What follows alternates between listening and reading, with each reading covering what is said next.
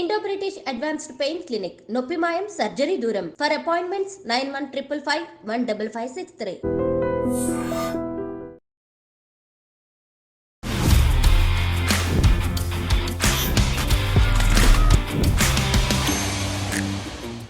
Last few days నుంచి కూడా మనం ఎక్కువగా వింటున్న word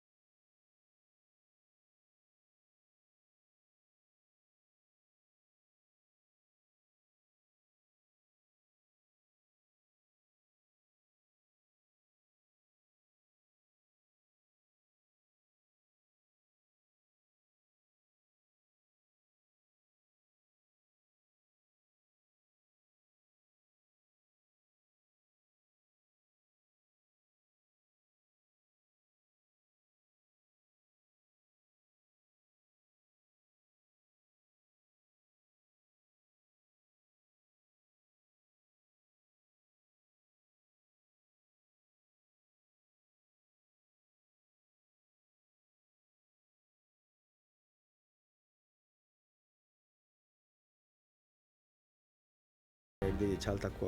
hi guys, welcome to I dream. నేను మీ చాణక్య.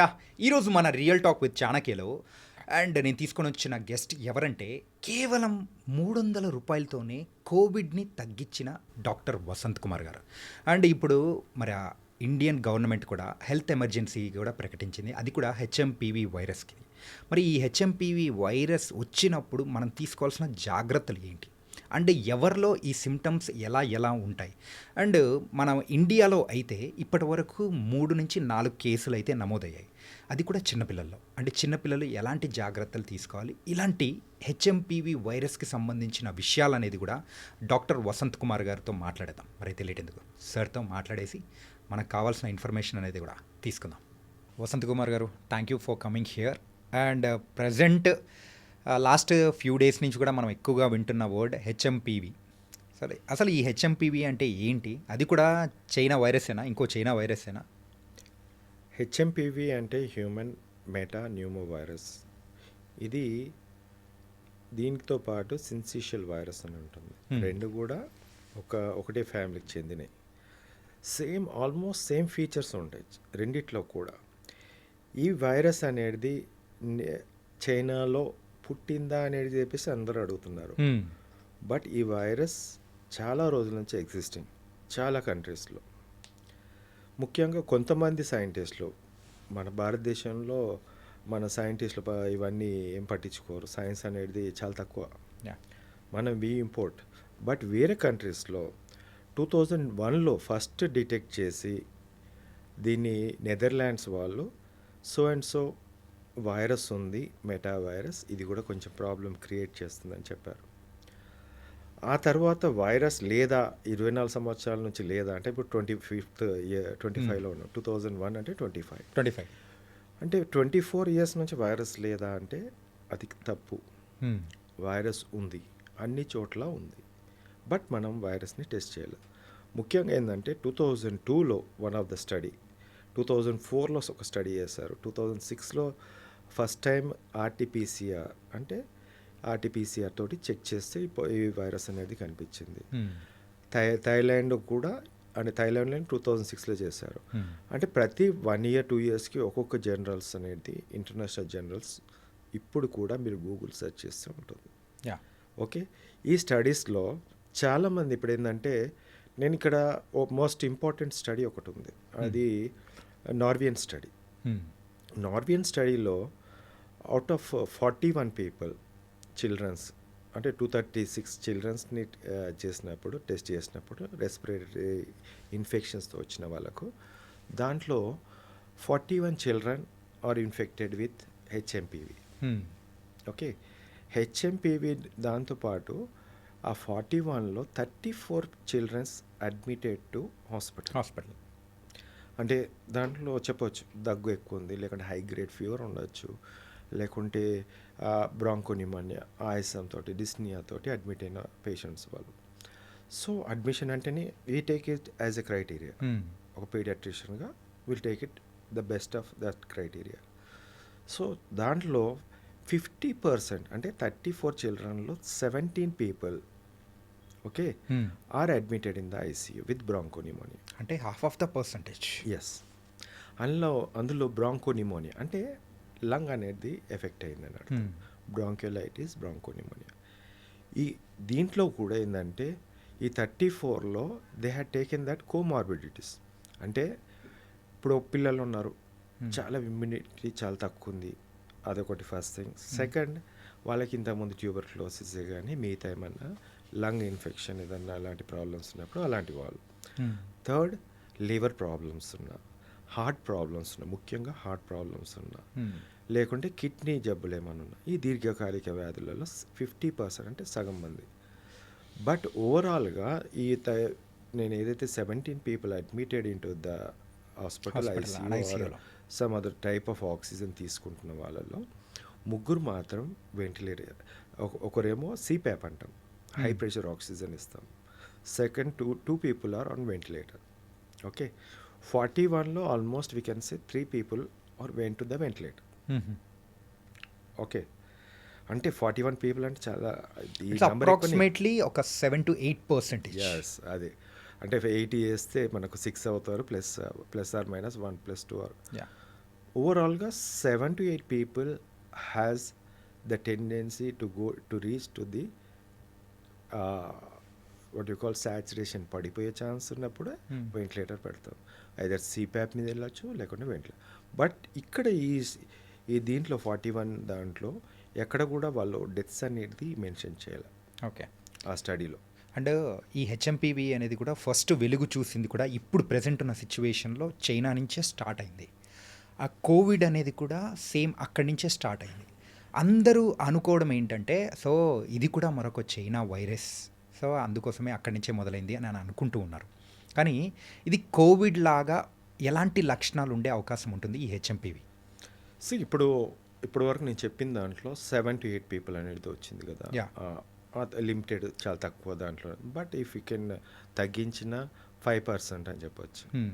వెరాజ్ కోవిడ్ మనం చూసినట్టయితే China origin, yes it is clearly visible and every one says that it is from China.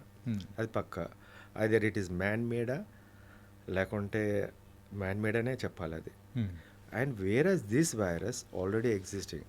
ఇక్కడ నేను చెప్పాను నెదర్లాండ్స్, రొమేనియా, థాయిలాండ్, మలేషియా, ఈ కంట్రీస్లో ఆల్రెడీ పేపర్స్లో చూపిస్తున్నారు. ఇక్కడ we are the studies showing that from my country ఈ స్టడీలో ఇంతమందిని మేము చూసామన్నట్టు క్లియర్గా ఉంది.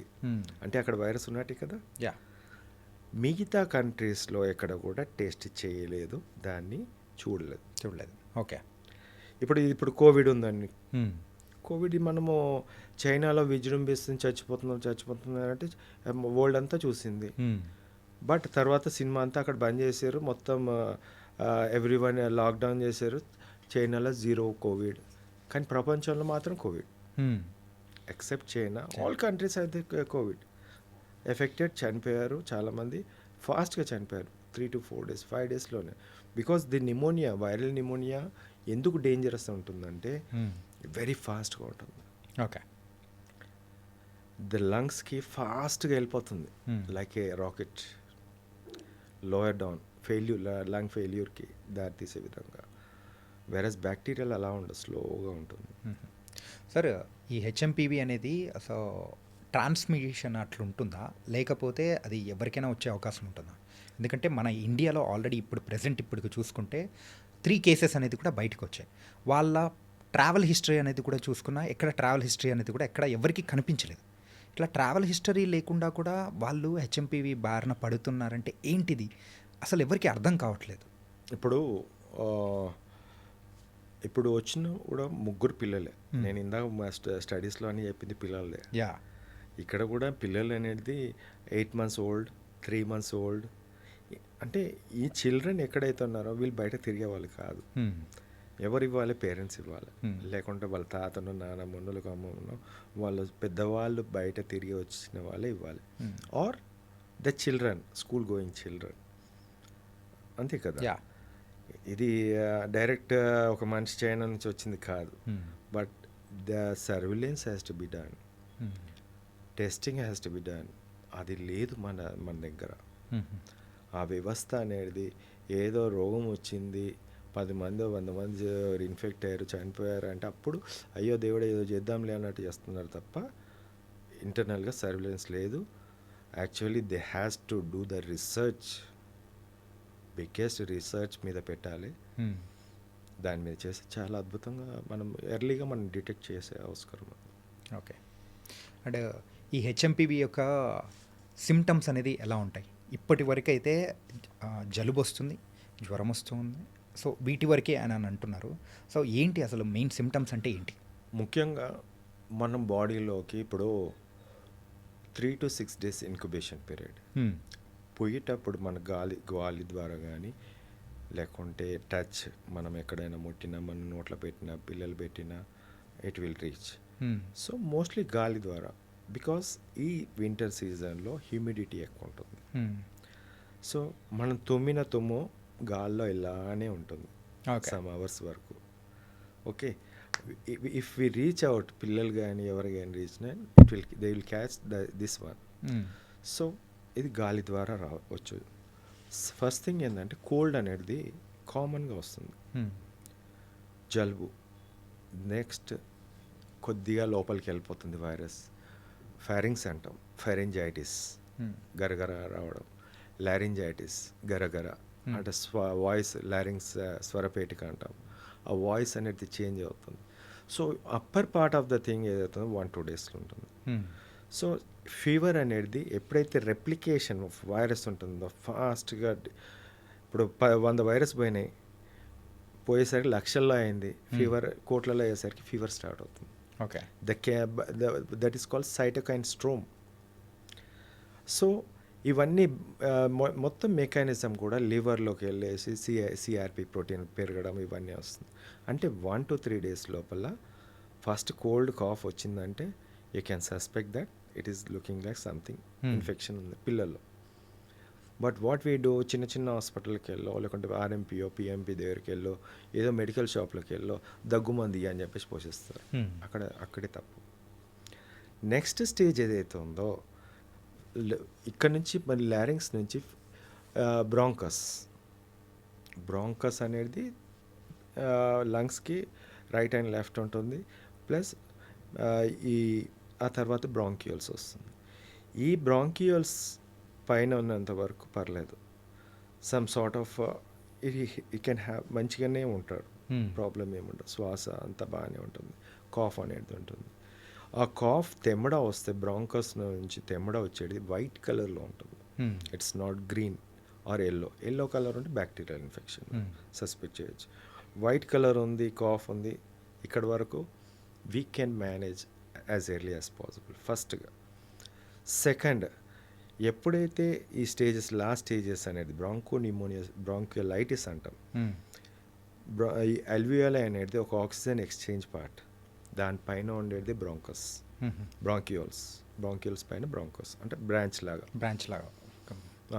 ఆ బ్రాంక్యూల్స్ ఎప్పుడైతే ఇన్ఫ్లమేషన్ అంటే అక్కడ పోయి బంబాడింగ్గా డ్యామేజ్ చేస్తుంటుంది, ఆ ఎపిథీలియల్ మీద డ్యామేజ్ చేసేసి, ఆ ఇన్ఫ్లమేషన్ చేసేసి, ఆ నేరో చిన్న సన్నగా ట్యూబెల్స్ని కూడా ఫ్లూయిడ్ బయటికి లోపలికి రాకుండా ఆపేస్తుంది. ఆ బ్లాకేజ్ మొత్తం బ్లాక్ అనొచ్చిగా. బ్లాక్ అయిన తర్వాత ఆటోమేటికల్గా బ్లడ్ సర్క్యులేషన్ కింది భాగం ఉంటుంది కాబట్టి ఫ్లూయిడ్ అక్యుములేషన్ అనేది ఉంటుంది. ఆ వీజ్ అంటే పిల్లి కూతలు అంటాం, ఆ పిల్లి కూతలు రావడం ఇది ఇంకొంచెం సీరియస్గా చెప్పవచ్చు. ఎందుకంటే ఆక్సిజన్ పోవట్లేదు ఫ్రీగా, ఇట్ ఈస్ నాట్, మనం తీసుకున్న oxygen directly is not reaching to the blood vessel. So ఈ టైంలో సీరియస్గా మనం ఆలోచించవచ్చు. నాసల్ ఫ్లేరింగ్ ఉంటుంది, బ్రాంక్యూల్స్ and lower part of the lung, అంటే న్యూమోనియా వచ్చినప్పుడు ఈ ముక్కు అనేది చిన్నపిల్లలు అలా కొంచెం బ్రీతింగ్ అలా ఉంటుంది అనుకోవచ్చు. ముక్కు అనేది కొద్దిగా ఫ్లేరింగ్ ఉంటుంది. గొంతు ఇక్కడ చూసినట్టయితే డిప్రెషన్ లాగా లోపలికి పోతుంది, అంటే గాలి తీసుకోరాకపోవడం. ఇక్కడ ఛాతిలో కూడా రిబ్స్ మధ్యలో కూడా లాగేసినట్టు వస్తుంది లోపలికి, ఇన్ డ్రాయింగ్ ఆఫ్ చెస్ట్ అంటాం. అండ్ అబ్డామినల్ బ్రీతింగ్ ఉంటుంది, చాలా కొట్టుకోవడం, రెస్పిరేటరీ రేట్ ఏదైతే ఉందో పెరిగిపోతుంది. ఇది the latest stage. When saturation మనం చూసినట్టయితే ఇట్ విల్ బి లో. సో ఇమీడియట్గా ఆక్సిజన్ అనేది ఇప్పుడు వార్డ్ నుంచి ఆక్సిజన్, హాస్పిటల్లో ఉండే ఆక్సిజన్ లెవెల్ వరకు వెళ్తుంది. ఆ తర్వాత ఇది కూడా కంట్రోల్ కాలేదు, ఇంకా శ్వాస కష్టం అనిపిస్తుంది ఈ పిల్లల్లో. ఈ నిమోనియా చెప్పాను కదా, 5 to 6 days లోపల ఫాస్టర్గా వెళ్ళిపోతుంది, సేమ్ లైక్ మన కోవిడ్ లానే. ఓకే. సో అక్కడ లంగ్ నిమోనియా వచ్చినప్పుడు గాలి అనేది తీసుకోవడం కష్టం అవుతున్నప్పుడు then they will keep on the ventilator. Okay. అంటే ఇది ఇప్పటి వరకు చిన్నపిల్లల్లోనే చూసాము, ఈ పెద్దవాళ్ళకు కూడా వచ్చే అవకాశాలు ఎంత పర్సెంట్ ఉండొచ్చు? చిన్న పెద్ద అని తేడా లేదు ఇక్కడ. చిన్నపిల్లల్లో it looks like a bigger way. Okay. ఎందుకంటే ఇప్పుడు ఒక 1 month baby, 2 months baby, 3 months baby వాళ్ళు నడవరు, ఒక బెడ్ మీద ఎట్లా పడుకొని ఉంటారు. ఈ కోల్డ్ అనేది ఏదైతే మనకు జలుబు ఉంటుందో పడుకోబెడితే గుర్రు గుర్రు అంటుంది. మీరు చూసి ఉంటారు చిన్నపిల్లల్లో గుర్రు గుర్రు అనే సౌండ్ వస్తుంది. అది బయటికి రాదు, లోపలికి పోదు, అక్కడ ఉండిపోతుంది. ఈవెన్ ఫ్లూయిడ్ అనేది ఎప్పుడైతే వైరస్ అనేది ఉంటుందో ఆ బ్రాంక్యూల్స్ దగ్గర ఉన్నప్పుడు ఆ ఫ్లూయిడ్ అక్యుములేషన్ అలానే ఉండిపోతుంది. ఇక్కడ ఫ్లూయిడ్ అనేది వెళ్ళిపోయేలాగా స్లాంటింగ్ పొజిషన్లో కూర్చోబెట్టి మదర్ ల్యాపింగ్ చేసుకుంటూ ఉంటే some sort of exercise to the child అనొచ్చు, లంగ్కి. ఓకే. అంటే ఇట్లా పడుకోబెట్టి ఇట్లా వెనకాల కొంచెం ట్యాప్ చేస్తాం, అది చిల్డ్రన్లో. Okay. You can manage by doing such a things, lap చేయడం, ఇటు ఇటు చేయడం, ముందుకు అది చేయడం, సో దట్ ద ఫ్లూయిడ్ అనేది ఇటు కొంచెం డిస్టర్బ్ అయ్యి బయటకు వచ్చే ఛాన్స్ ఉంటుంది, coughing out. Where as older అంటే ఇప్పుడు చాలామంది వృద్ధులు ఉంటారు, బెడ్ రిడన్ ఉంటారు, సేమ్ యాజ్ ఎ చిల్డ్రన్. వాళ్ళు కూడా చిల్డ్రనే, ఎందుకంటే వాళ్ళు కూడా అంత శ్రమ చేయలేరు, లేవలేని పరిస్థితుల్లో they will face the thing. Are bed ridden young patients, comorbidities ఉన్న వాళ్ళకు కూడా ఈ సమస్య అనేది తీవ్రంగానే ఉంటుంది. బట్ ఎవరైతే యంగ్ ఉన్నారో కొద్దిగా నడవగలుగుతారో వాళ్ళ దాంట్లో కూడా వస్తుంది, but it will be less. Okay. And ఈ హెచ్ఎంపీవీకి మనం తీసుకోవాల్సిన జాగ్రత్తలు ఏంటి సార్? అంటే లైక్ ఏమనిపిస్తుందంటే ఇండియన్ గవర్నమెంట్ ఒక ఎమర్జెన్సీ అనేది కూడా పాస్ చేసిన తర్వాత, హెల్త్ ఎమర్జెన్సీ కైండ్ ఆఫ్ ఒక రిలీజ్ చేసిన తర్వాత అప్పుడు అందరిలో కూడా ఒక ప్యానిక్ సిచ్యువేషన్ అనేది కూడా వచ్చింది. ఈవెన్ న్యూస్ ఛానల్స్లో కానీ యూట్యూబ్ ఛానల్స్లో అన్నీ చూస్తూ ఉంటే అరే జాగ్రత్తలు తీసుకోవాలి, మళ్ళీ కోవిడ్ రోజులు వస్తున్నాయా అని ఒక క్వశ్చన్ మార్క్ అనేది అందరిలో వస్తూ ఉంది. సో మళ్ళీ అలాంటి రోజులు ఏమన్నా మేము చూడొచ్చు అంటారా? లేదు, కోవిడ్ ఎలాంటి ఎమర్జెన్సీ అయితే రాదు. ఓకే. మోస్ట్లీ 100% రాదు. బట్ ఇప్పుడు ఈ సీజన్లో మనం చూసినట్టయితే ఈ నవంబర్ డిసెంబర్ నుంచి స్టార్ట్ అవుతుంటుంది సీజన్ అంతా కూడా పిల్లల్లో అటాక్ అవ్వడం, కోల్డ్, కాఫ్, కామన్ ఫ్లూ టైప్లో, ఇందాక చెప్పిన రెస్పిరేటరీ సిన్సిషనల్ వైరస్ RSV అంటాము. And along with that one this also. ఈ వైరస్ వచ్చినప్పుడు we see more of the cases. కానీ ఆ విధంగా ఇప్పుడు ఒకసారి చెప్పాను మీకు 7 to 8% అనేది ఒక చిన్న స్టడీలో వచ్చింది. Okay. But 5% we can think of 4%, but it is also bigger than Covid. Covid మనకు 1.5% సంథింగ్ డెత్స్ ఉన్నాయి, బట్ ఇక్కడ డెత్స్ అనేది చూపించలేదు కాబట్టి.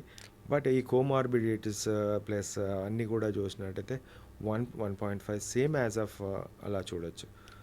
బట్ ఇట్ లుక్స్ లైక్ అనే comorbid conditions, children, elders and middle age people. Okay. మెయిన్గా మన Covid రోజుల్లో ఎవరైతే ఎలాంటి జాగ్రత్తలు తీసుకున్నారో ఇక్కడ కూడా సేమ్ అలాంటి జాగ్రత్తలే తీసుకోవాలి. అంటే like sanitizer, so no hand shakes, mask పెట్టుకోవడం, రద్దీ ప్లేస్లో పోకపోవడం, we had to take until unless ఒక కరెక్ట్ అవగాహన ఈ వైరస్ మనం ఏం చేయదు అనే వరకు మనము జాగ్రత్తలు అయితే పాటించాలి. సార్ ఇప్పటి వరకు 2001 నుంచి చూసుకుంటే చాలా స్టడీస్ అనేది కూడా జరిగాయి. ఆ స్టడీస్లో ఎక్కడైనా కానీ డెత్ పర్సంటేజ్ గురించి కానీ ఎక్కడైనా మెన్షన్ చేసినట్టు ఉండడం కానీ అలా రికార్డ్ అయిందా? 1 or 2 ఉన్నది కానీ అంత క్లారిటీగా లేదు. Okay. But more of a seriousness అయితే రెస్పిరేటరీ సెన్సేషనల్ వైరస్ కన్నా కొంచెం ఎక్కువ ఉంది అనేది చెప్పొచ్చు. లైక్ ఈ సీజన్లో మెయిన్గా asthma patients and respiratory problems ఎవరికైతే రెగ్యులర్గా వస్తూ ఉంటాయో ఎవ్రీ ఇయర్ ఈ క్లైమేటికల్ కండిషన్స్ తగ్గట్టు వాళ్ళు ఇంకా జాగ్రత్తగా ఉండాలా? వాళ్ళు ఎందుకు కోవిడ్ వచ్చిన వాళ్ళు చాలామంది ఉన్నారు. ఉంటారు, బట్ వీళ్ళకి ఇంకా ఎక్కువ కొంచెం కాంప్లికేషన్స్ ఎక్కువ ఉంటాయి కదా. బేసిక్ థింగ్ ఏంటంటే మనం చూసినట్టయితే ఇప్పుడు ఆస్తమా, రెస్పిరేటరీ ఇల్నెస్ ఏదైతే ఉందో they has to take precautions. Heart disease specially ఈ three kidney, heart disease and this one, and liver problem ఉన్న వాళ్ళు కూడా. ఎందుకంటే the liver is the main organ అన్నిటికీ కూడా. సో దీంతో పాటు మెయిన్గా చెప్పాలంటే కోవిడ్లో డివాస్టేటింగ్ ఎఫెక్ట్. అంటే మీకు కోవిడ్ వచ్చిందా? వచ్చింది సార్. ఎప్పుడు వచ్చింది? First wave, second wave. Okay. మీరు ఈ సిటీ స్కాన్ చేయించారా? లేదు సార్, చేయించలేదు. లేదు. అంటే మీకు లోపల ఎంత డ్యామేజ్ అయిందో తెలియదు. లేదు. మీలాంటి వాళ్ళు చాలామంది ఉన్నారు. అంటే యు ఆర్ యంగ్, నీకు కోవిడ్ ఇంకా ముందుకు పోకుండా మళ్ళీ రివర్స్ బ్యాక్ నువ్వు వచ్చేస్తావు, ఫైన్, బాగుంది. కానీ చాలామంది కూడా ఏంటంటే అప్పట్లో మీలాగానే చేయించుకోలేదు.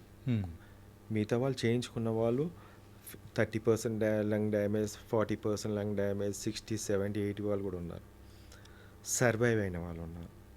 ఆ లంగ్ మొత్తం కూడా రికవరీ అనేది చాలామందిలో వచ్చింది, కొంతమందిలో రాలే. ఫైబ్రోస్డ్ లంగ్, ఓకే, వాళ్ళకి ఎఫెక్ట్ అవుతుంది. ఇంకొకటి ఏంటంటే దీంట్లో ముఖ్యంగా ఏంటంటే ఈ ఇమ్యూనిటీ తగ్గడం చాలామందిలో ఉంది. అది ఇప్పుడు చూస్తున్నాం, సడన్ కార్డియాక్ అరెస్ట్. అవును, చిన్న లేదు పెద్ద లేదు. సో అందరూ ఆ కార్డియాక్ అరెస్ట్ వల్ల సడన్గా చనిపోయిన సిచ్యువేషన్స్ బోల్డ్ అని చూస్తున్నాం చాలా. నేను వందలలో చూపించగలుగుతా, అంటే నాకు తెలిసిన దాన్ని. My God. అంటే ఇక్కడ దేంతో చనిపోతున్నారంటే వ్యాక్సిన్ తోటి కాదని సెంట్రల్ గవర్నమెంట్ ICMR చెప్పింది. మరి దేంతో చనిపోతున్నారు? కోవిడ్తో. కోవిడ్ ఇన్ఫెక్షన్ వచ్చి ఇలాంటి సమస్యలు వస్తున్నాయని చెప్పేసి కొంత చెప్పారు. మరి అసలు కోవిడే రాని వాళ్ళు చాలామంది అట్లా కూడా చనిపోతున్నారు. దేర్ లాట్ ఆఫ్ క్వశ్చన్స్ అన్నీ కూడా ఉన్నాయి. ఇప్పుడు అలాంటి సమస్య కూడా రావచ్చు. మీకు తెలియదు ఇంకొకటి భయంకరమైన నిజం చెప్తాను నేను. ప్లీజ్ సార్ చెప్పండి. మొన్నటి వరకు డెంగ్యూ వచ్చిందా? అవును. డెంగ్యూతో పాటు చికెన్ గున్యా వచ్చింది. అందరిలో కూడా డైమర్ పెరిగిపోయింది. డైమర్ అంటే క్లాట్స్కి ఇండికేషన్. క్లాట్స్ ఫామ్ అవుతున్నాయి అని చెప్పేసి ఇండికేషన్. అది ఓన్లీ నా స్టడీలో నేను చేశాను. చాలామందిలో క్లాట్స్ పెరగడము, హెడేక్ రావడం, severe headache, hypertension, BP పెరగడము, లేకుంటే హార్ట్ ప్రాబ్లమ్స్ రావడం, క్లాట్స్ ఫామ్ కావడం, ఇలాంటివి చాలా ఉన్నాయి. అంటే ఈ వైరస్ అనేది బై గోయింగ్ ఆన్ ఆ మ్యూటేషన్ అనేది కూడా మార్చుకుంటూ ముందుకెళ్తుంది అనుకోవచ్చా? అంటే వైరస్ డిపెండ్స్ అపాన్ చాలా వైరస్ ఉన్నాయి. ఇప్పుడు ఈ వైరస్ అయితే ఉన్నదో, ఈ వైరస్ చిన్నపిల్లల్లో వస్తుంది, పెద్దవాళ్ళు వస్తుంది, ఇన్ఫెక్ట్ అవుతుంది. ఏ వైరసే కానీ మీ బాడీలోకి ఎంటర్ అయితే it will do biochemical reactions in your body. అదొక ప్రోటీన్ అనేది యూజ్ చేసుకుంటుంది. ఓకే, ఫస్ట్ లివర్లో ఉన్న ప్రోటీన్ యూజ్ చేసేసుకుంటుంది. ఎందుకంటే లైపో ప్రోటీన్, అది వైరసే లైపో ప్రోటీన్. ఓకే, ఎక్కడి నుంచి తీసుకోవాలి? లివర్ అనేది ఫస్ట్ తీసేసుకుంటుంది. కెమికల్స్ ఏదైతే మన ఎంజైమ్స్, హార్మోన్స్, ఎవ్రీథింగ్ అంతా కూడా liver has to produce. It is totally exhausted. Even మన బాడీలో ఉండే మజిల్స్ నుంచి తీసేసుకుంటుంది. That's why you feel weakness. Okay, ఇది ఎక్కడ మీరు చెప్పారు, మీరు చూడండి. వీక్నెస్ ఎందుకు వస్తుందంటే జ్వరం వల్ల అంట. It is not the fever. It utilize your కోట్ల billions of virus produce in your body. మొత్తం ప్రోటీన్ అంతా లాగేసుకుంటారు, అది తిననీకి, అది బతకనీకి, డివైడ్ కానీ. సో ఎగ్జాస్టెడ్ ప్రోటీన్, లివర్ అనేది డ్యామేజ్ అవుతుంది. సో క్లాటింగ్ ఫ్యాక్టర్స్, అంటే ఒక్కొక్కసారి క్లాట్ చేసే విధానం వస్తుంది. ఒక్కొక్క దాంట్లో బ్లీడింగ్ టెండెన్సీ అనే విధానం వస్తుంది. See they are 2 types, all the things. ఈ మెకానిజం మీదే ఉంటుంది మొత్తం కూడా. వైరల్ హెపటైటిస్ అంటాం, లివర్ అంతా కూడా ఇన్ఫ్లమేషన్ వచ్చింది. బట్ ఓవరాల్ బాడీలో కూడా అన్ని పార్ట్స్లో కూడా ఈ ఎఫెక్ట్ తీస్తుంది. విత్ ఇన్ఫ్లమేషన్ అనేది కామన్గా ఉంటుంది. So you can not predict that me liver బాగుండాలి, మీ లంగ్ బాగుండాలి, మీరు బాగుండాలి, హార్ట్ బాగుండాలి, అన్నీ Everything బాగుండాలి. బాగుంటే నువ్వు బతికి బయటపడతావు, మంచిగా ఉంటావు. నీకు ఈవెన్ వైరస్ వచ్చినా when you have good food and everything అన్నీ బాగుంటే బాగుంటుంది. దీంట్లో కొంచెం ఎక్కడైనా తేడా ఉంటే definitely they will have some sort of complications. ఈ ఒక్క కాంప్లికేషన్ ఇంకా చాలా కాంప్లికేషన్స్ వస్తాయి లైఫ్ టైం డ్యూరేషన్లో. ఇప్పుడు చాలామంది హార్ట్ అటాక్స్ అంటే ఓన్లీ కొలెస్ట్రాల్ తింటేనే వస్తుంది, లేకుంటే ఇంకొకటి. That is a very rubbish thing నేను చెప్పాలి. There are lot of factors. దాంట్లో virus is one of the biggest factor then that one. Okay. అందుకే మనకు కోవిడ్లో లంగ్ ఇన్ఫెక్షన్ కాదు, వైరస్ లంగ్స్లోకి వెళ్ళినంత మాత్రం అది కాదు, వెనకాల క్లాట్ అనేది ఫామ్ అయ్యి చెట్టుని ఎండగొట్టినట్టు అలా ఆపేసి మొత్తం అదంతా డ్యామేజ్ అయింది. So that is a clot farming disease. So that so many people అప్పుడు చచ్చారు, ఇప్పుడు చూస్తున్నారు. ఓకే. సో అంటే ఇంకా హార్ట్ కొన్ని డిసీజ్కి కారణం కోవిడ్ వైరస్. ఇంకా ముందుకు రావాలి. అంటే అంటే దాని మూలాలు ఇంకా మన బాడీలో ఉన్నాయా? దేర్ ఈజ్ చెప్పాను కదమ్మా, ఇప్పుడు వైరస్ అనేది ఏదో విధంగా ఏదో ఒక వైరస్ వస్తూనే ఉంటుంది. దాంట్లో క్లాట్స్ ఫార్మింగ్ అనేది అందరిలో రాదు, మరి అది కూడా నేను చెప్తున్నాను. అందరికీ వస్తుందేమో అని ఒక లివర్ని ప్రాబ్లం ఉంది, గ్రేడ్ 1 ఫ్యాటీ లివర్ ఉంది, లేకుంటే ఇంకో ప్రాబ్లం ఉంది అన్నప్పుడు లివర్కి. సో ఇట్ విల్ నాట్ ఒక టెండెన్సీ ఉండి ఒక క్లాట్ ఫామ్ అవుతుంది అంటే, ఇప్పుడు నీకు కింద దెబ్బ తాకింది ఎక్కడన్నా, ఒక చిన్న క్లాట్ ఫామ్ అయ్యి ముద్ద ఫామ్ అవుతుంది. అదొక నార్మల్ మెకానిజం.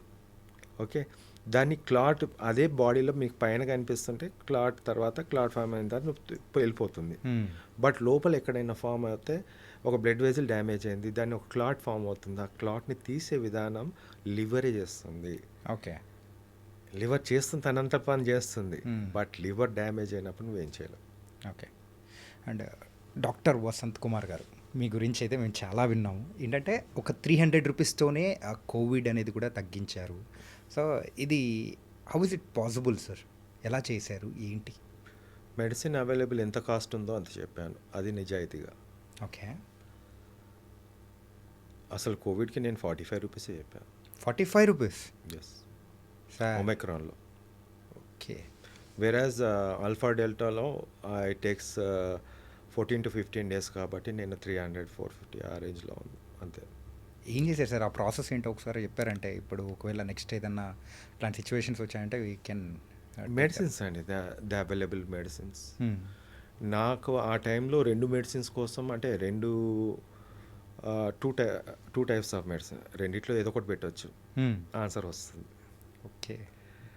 ఇక్కడ ఆన్సర్ అంటే మీరు ప్రతి ఒక్కరు ఆలోచించాల్సింది ఏంటంటే, నువ్వు ఎక్కడైనా ఏ డాక్టర్ నన్ను ప్రపంచంలో ఒక్క డాక్టర్ని చూపించు, ఈరోజు పాజిటివ్ అంటే at present you are positive నా దగ్గర లేవు, you are somewhere in Bengaluru. ఒక రిపోర్ట్ పంపిస్తాను నాకు, sir RTPCR report is positive today as of now this time, ఈ టైంకి. సపోజ్ ఇట్ ఈస్ 6th అనుకోండి, 6th to 7, 7 to 8, 8 to 9, 9 to 10, 4 days. 4 days. 11th day morning నువ్వు ఏడున్నావు? బెంగళూరు. నేను చూడను కూడా. ఓకే. నువ్వు బెంగళూరులో ఉన్నావు, మందులు చెప్తాను వేసుకో, టైం టు టైం సరి అయిన ఫుడ్ తీసుకో. 5th డే మార్నింగ్ నెగిటివ్ వస్తుంది. ఓకే. ఈ టైం లోపల సిమ్టమ్స్ అన్నీ పోతాయి, కాఫ్ పోతుంది, కోల్డ్ పోతుంది, బాడీ పెయిన్స్ పోతుంది, వీక్నెస్ అన్నీ పోతుంది. 1 డేలో ఫీవర్ తగ్గిపోతుంది. దీన్ని మ్యాజిక్ అంటారా, లేకుంటే ఇంకేమంటారా, అద్భుతం అంటారా? అసలు you cannot guess it. Who says the 4 days? రేపు అనేది ఎవడు చెప్పిండు? అది నేను చెప్పిన రేపు. క్యాంట్ ఇమాజిన్ అది ఆఫ్టర్ 4 days తర్వాత అని చెప్పేస్తాను నేను. నువ్వే రిపోర్ట్, ఎక్కడ బెంగళూరులో ఉన్నావు, నువ్వు ఎక్కడైనా ఉండు, ఎక్కడైనా వేయించుకో, నాకు అనవసరం. But answer is with you. మీరే చూపిస్తారు నాకు కంపల్సరీ నాకు పెట్టు అంటా. నేను చూపించిన, నేను 100 కేసులు తీసుకుపోయి ICMRకి పెట్టిన, నేను హెల్త్ మినిస్టర్కి పెట్టిన, కోవిడ్ది 2 సార్లు పెట్టి వచ్చిన. సార్ మరి ఇంత చేసిన వాళ్ళు యాక్చువల్గా ఇదే మరి మిగతా వాళ్ళకి కూడా ఇంప్లిమెంట్ చేయనీకోకుండా మధ్యలో ఆగిపోవడానికి గల రీజన్ ఏంటి? మీరు ICMRకి కూడా పంపించారని చెప్పేసి అని అన్నారు. సో ఇది ఎక్కువ మందికి రీచ్ అవ్వకోకుండా వెళ్ళిపోవడానికి గల రీజన్స్ ఏమంటారు? అది వాళ్ళే చెప్పాలి. నా ధర్మంగా నేను చేస్తున్నా. I heard about you in those times sir. ఏంటంటే సో మీరు ఎక్కువగా డబ్బులు కూడా ఎక్కువ మీరు చేయాల్సిన అవసరం లేదు కోవిడ్ దానికి, తక్కువ ధరలోనే కంప్లీట్ చేయొచ్చు, ఇదేం పెద్ద భయపడాల్సిన అవసరం లేదని కూడా మీరు ఆ టైంలో కూడా చెప్పింది నాకు ఇప్పుడిప్పుడు రిమెంబర్, నేను గుర్తు తెచ్చుకుంటున్నాను.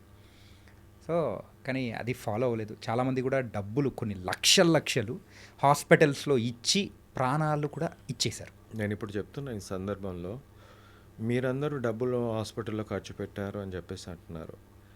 నేను నా సొంత డబ్బులతోటి కొన్ని వేల మందికి ఫ్రీగా ఇచ్చాను ఈ మందులు. అక్కడ నా సొంత డబ్బులతోటే చాలామంది ఇంట్లో వాళ్ళు భయపడ్డారు. ఇంట్లో వాళ్ళు, అరే మీ మమ్మీ ఉన్నది, మీ మమ్మీ కదా పాపం చనిపోయింది, పోయి అక్కడి వరకు పోయాం కదా, నై సాబ్ मैं नहीं जाऊँगा, मैं मर जाऊँगा అన్నారు. అంటే मैं आऊँगा आपके साथ, क्या उधर तक आऊँगा. మేము పేషెంట్లు డైరెక్ట్ రీచ్ అయినా. నాకు తెలిసి వస్తుందని, మందు ఉంది కదా, నాకు వచ్చేదేముంది, పోయేదేం లేదు. ఈవెన్ నా సిటీ స్కాన్ ఇప్పుడు చూపిస్తా, సెకండ్ వేవ్లో వచ్చింది. ఓకే, ఫస్ట్ వేవ్లో ఫస్ట్ డే సిటీ అంటే 4th day CT normal 0, lungs clear. 16th day CT normal 0/25. అలా ఒక 20 చూపిస్తాను నా దగ్గర. ఓకే, నువ్వు 5th డేరా, 10th డేరా, 15th డేరా, నువ్వు 50%, 60% డ్యామేజ్ తోటైనారా, నీకు తగ్గుతుంది కానీ పెరిగింది చూపించాను. ఆ రోజు నువ్వు 5th డే ఏదైతే ఉందో 60 ఉంటే 60% లోపల తక్కువనే చూపిస్తా 15th డే తర్వాత. అది సాధ్యం కాలేదు ఇక్కడ. ఆ ధైర్యంతో నేను 4 days అని చెప్పాను. ఓకే, తర్వాత నెక్స్ట్ స్టేజెస్లో ఓమైక్రాన్లో even so many people admitted in the hospital. ఒక అతను వాళ్ళ ఇంట్లో ముగ్గురిని ఇచ్చాడు నాకు. 85% సాచురేషన్, ఆక్సిజన్తో పెట్టుకొని సిలిండర్లు ఇంటికి వస్తే ఒకటే ఒక డ్రగ్ పెట్టిన, మల్టీబయాటిక్స్ పెట్టిన, ఒకటే ఒక డ్రగ్. వెరీ సింపుల్, చాలా కాస్ట్ తక్కువ, 12 రూపాయలు. అది 5 రోజులలో 12 రూపాయలతోటి 5 రోజులలో సాచురేషన్ 85 నుంచి 96, 97 తీసుకెళ్ళా. ఇప్పుడు the person is in Germany, software engineer. Wow. I did not see the patient. Okay, నమ్మకం. నేను చెప్తున్నాను కదా, మీరు ఎక్కడో బెంగళూరులో ఉంటే నేను ఇస్తా అన్నాను కదా, ఇప్పుడు కూడా అదే నమ్మకం.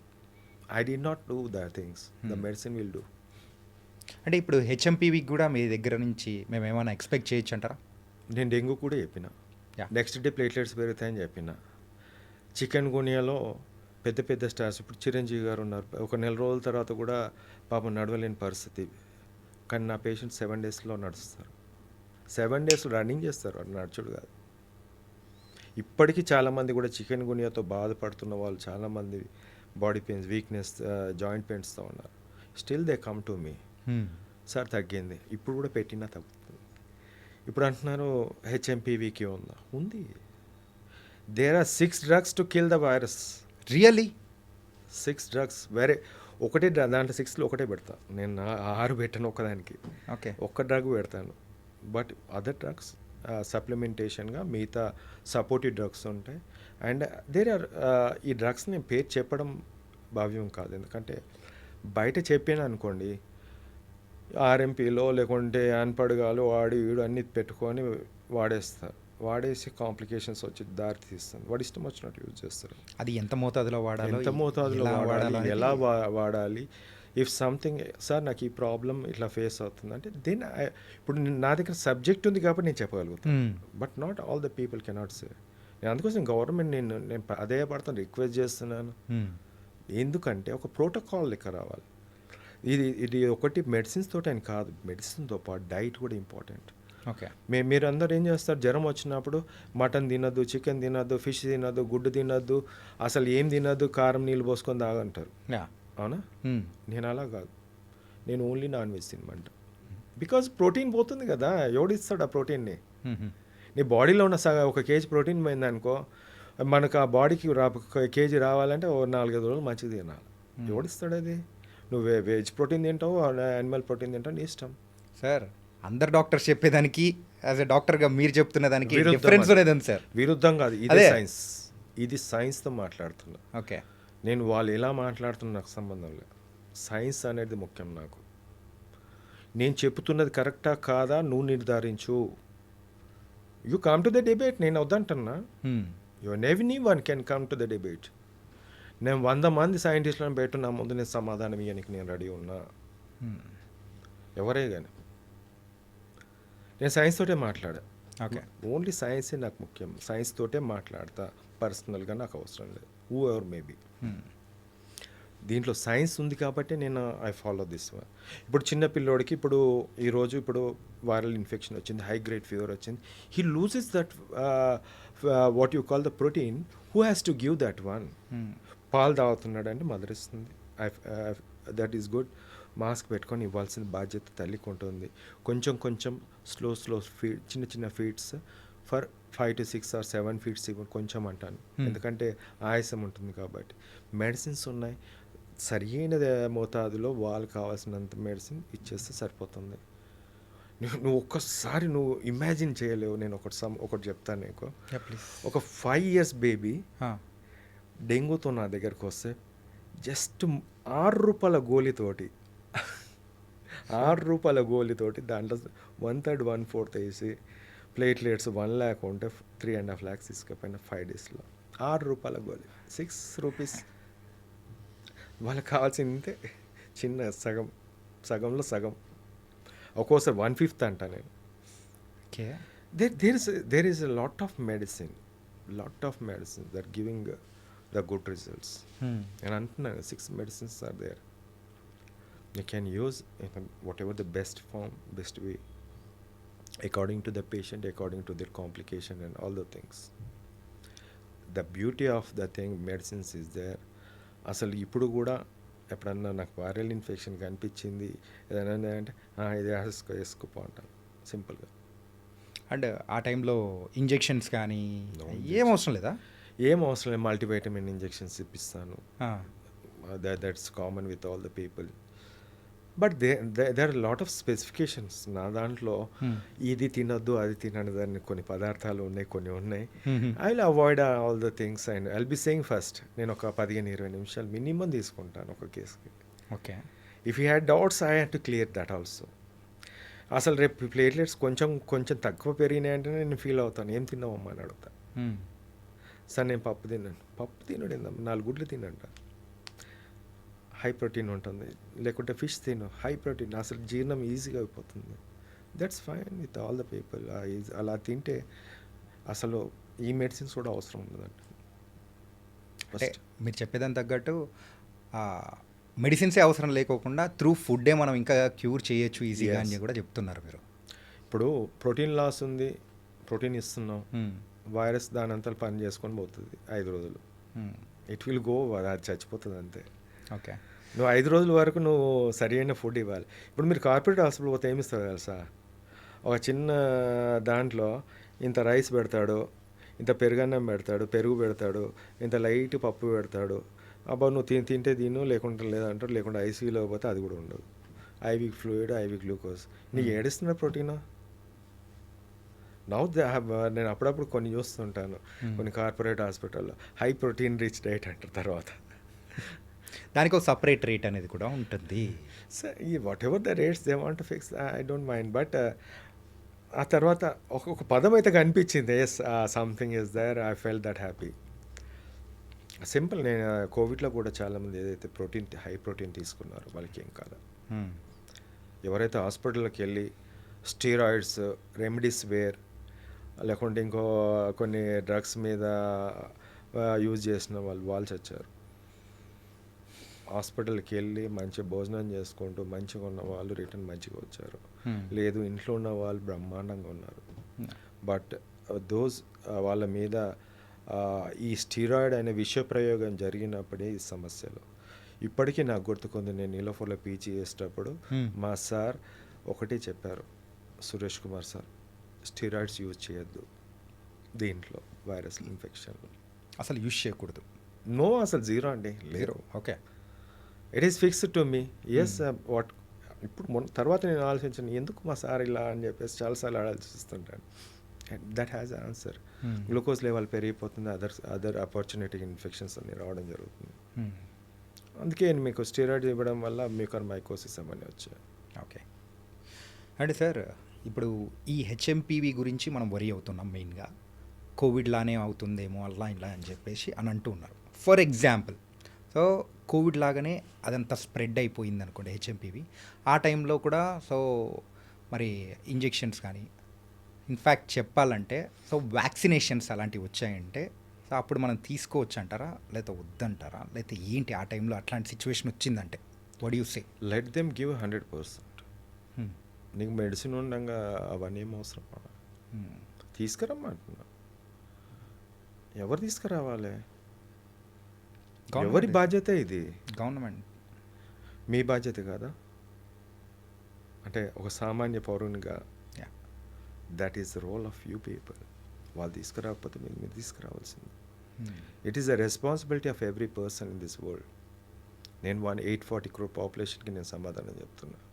నాట్ ఫర్ నా ఏదో బిల్డప్ చేసుకోనికి నాకు అవసరం లేదు.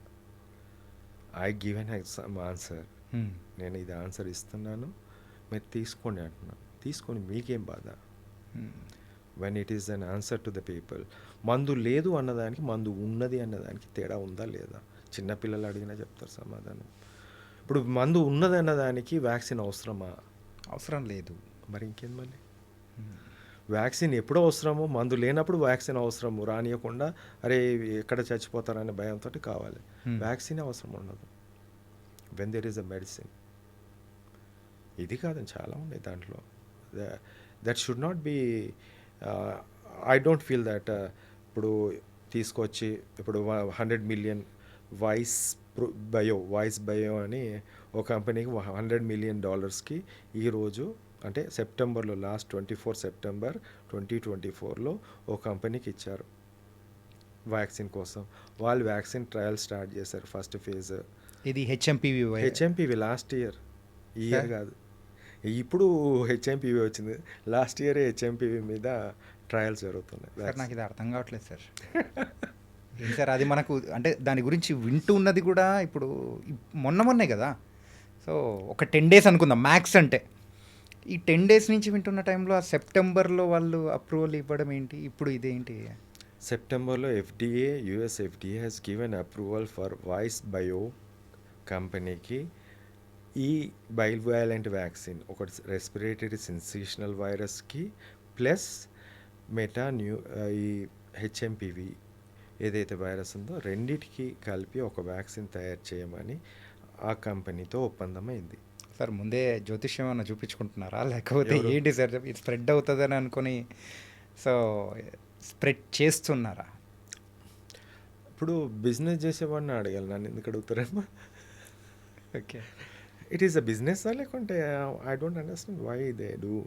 అంటే రేపు చైనాలో వస్తుందని వాళ్ళకేం కలగన్నారు, లేకుంటే ఇండియాలో కనిపిస్తుంది అని వాళ్ళేం కనుకనేను.